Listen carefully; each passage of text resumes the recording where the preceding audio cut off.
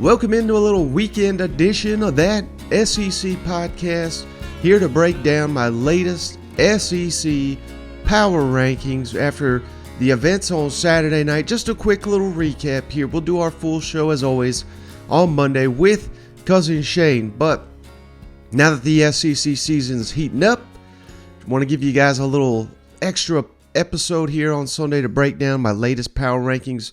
And as always, if you're new to this, power rankings, Team A, Team B, if they play it on a neutral field, who am I taking to win?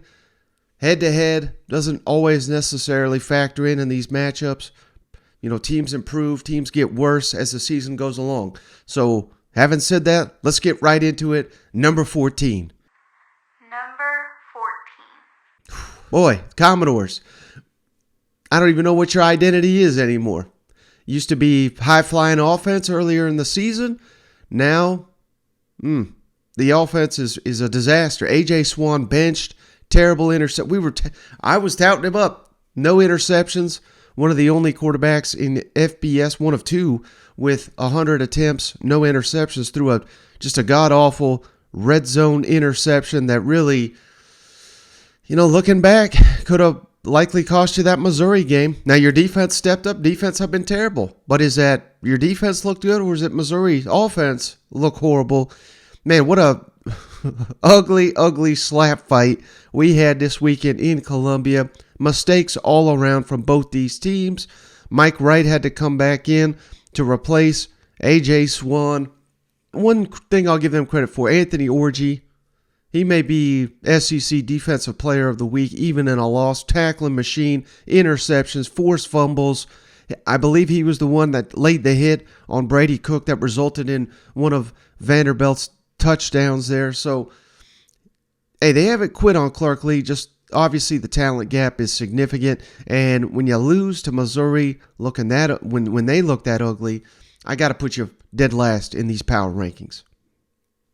Number 13. Well, speaking of them Tigers, right there, not far behind 13.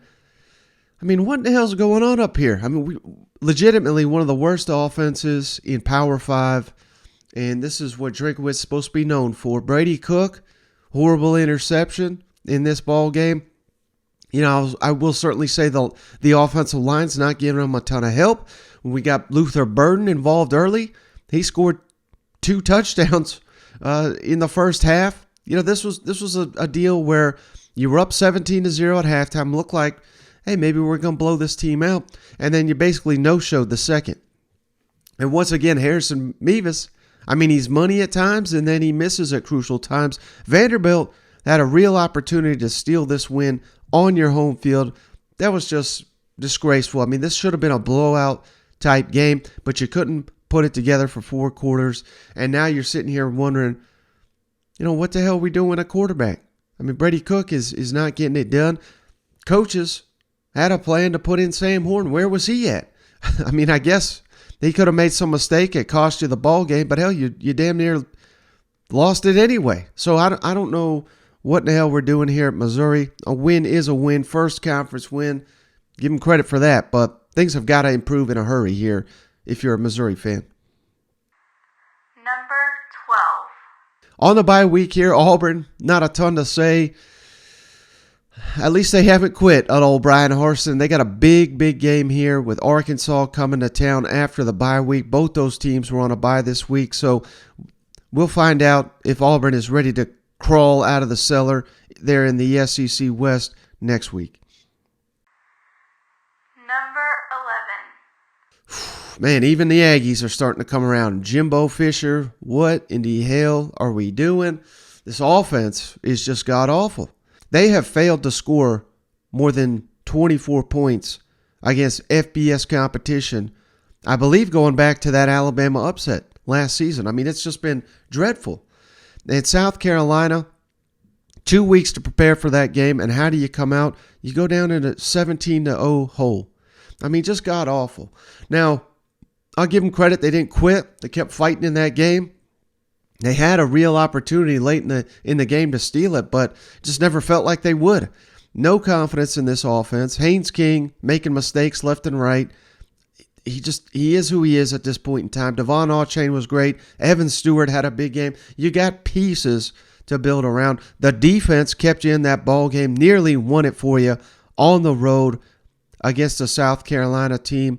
The best way to say it, Beamers won 4 in a row. Jimbo's lost 3 in a row. Those are both those things have not happened at their current schools. It's just two programs going in opposite directions right now. Number 10. Another team on a bye, the Florida Gators. Tough loss to LSU last week, but hell, that loss looks a little bit better now that LSU has beaten Ole Miss. But again, on a bye week, not really moving you up, not really moving you down. So Florida Gators got a lot to prove. Big game with the Georgia Bulldogs coming up. That'll tell us a lot more about Billy Napier and how he's able to coach up his team during a bye week. Number 9. Big surprise here. The Gamecock fans are pissed. What the hell? We just beat A&M. Well, they are awful. We beat Kentucky. Well, they didn't have their quarterback. And as we have seen Kentucky this year, I mean, the quarterback is basically carrying that football team. So you got to do a little bit more than jump on A&M 17-0 and nearly blow that game to move up significantly in these power rankings. You got Missouri. You got Vanderbilt coming up.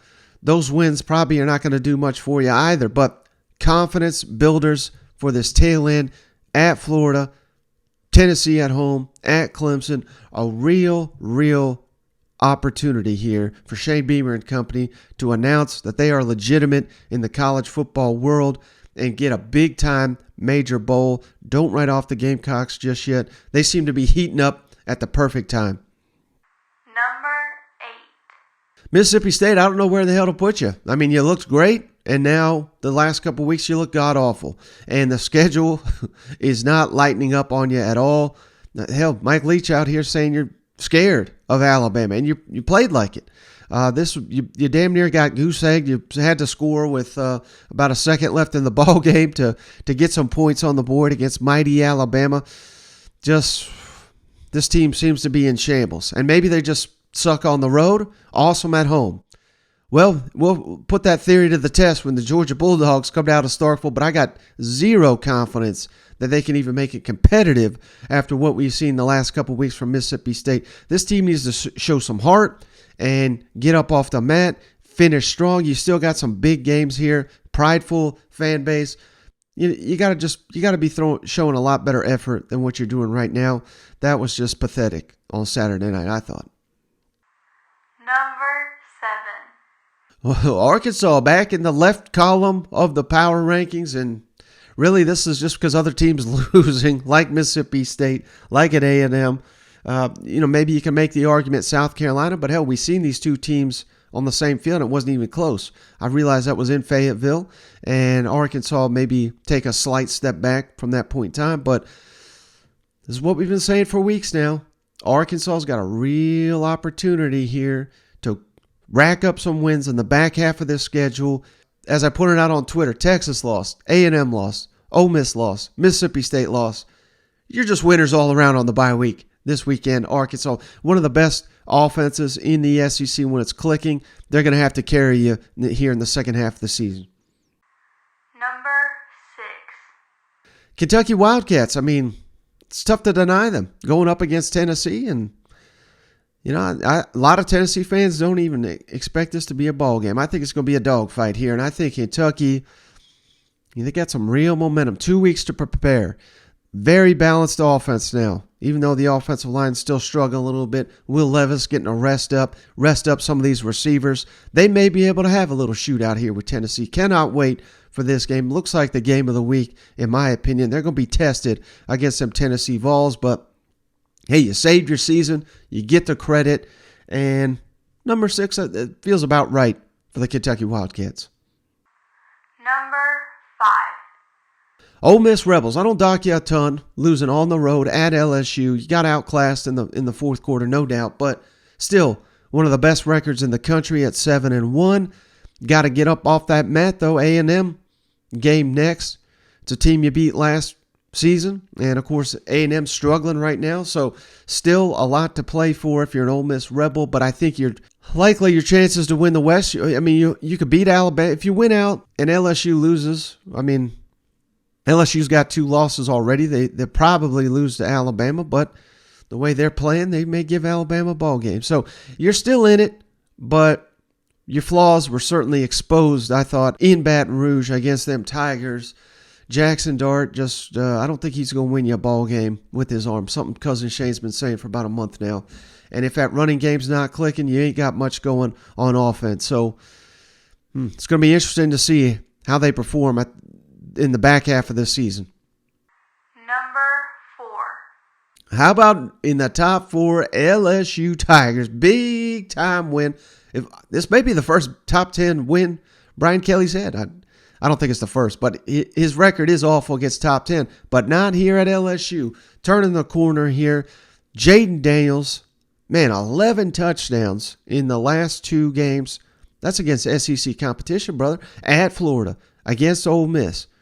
He's playing the best football of his career. This is, we got to hand it to him. I didn't think he had this in him, but them LSU Tigers getting hot at the right time.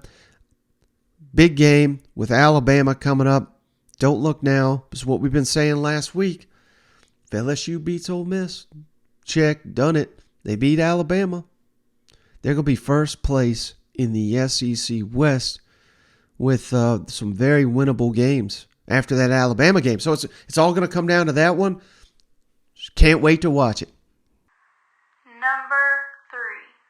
Speaking of the Crimson Tide, number 3 responded perfectly to that Tennessee loss. Just walloped Mississippi State at home, taking care of business. That's what you got to do. Now you got this big game with LSU coming up. Bryce Young looked as flawless as ever. Love to see that. Jahmyr Gibbs had a nice game. The defense, they've always had Mike Leach's number for whatever reason, and they still got it. Like I said, they nearly goose-egged Mississippi State. It took till the closing second of the game for Mississippi State to even get on the board. So Alabama, you handled adversity well, and now still poised to win the SEC West if you can take care of LSU and Ole Miss in the coming weeks. Number 2. Them dogs on a bye week. So not moving you up or down this list, but, Georgia, still one of the best teams in the country. Looks to be nearly a lock for the college football playoff if they continue it. These fans are circling this Tennessee game already. Oh, man, I can't mention Tennessee without Georgia people jumping into mentions saying enjoy it while it lasts because it's coming to an end there in Athens, and it may very well. That's a tough place to play. Georgia, you're clicking at the right time. Just keep doing what you're doing. Don't overlook them Florida Gators, though. I would imagine it's going to be, if I had to guess, maybe like a 17-point spread. So I'm not saying they can compete with you, but they're going to want that one more than anyone on their schedule. And this is going to be an opportunity for Billy Napier, Anthony Richardson to earn themselves a program signature win. If you overlook them, I'm just saying crazy things have happened in Jacksonville. So I find it hard to believe Kirby is going to overlook them Florida Gators, though. He sure as hell hates them nasty Gators. Number 1. So been number one on my board for a couple weeks now. The Tennessee Vols, red hot. I thought it was funny. Leave it to Tennessee fans. It was, who's that idiot? Pat Forty. He come out here and said, Tennessee sleepwalking. It was 7-7 against UT Martin. And then in a blink of an eye, it was 48-7.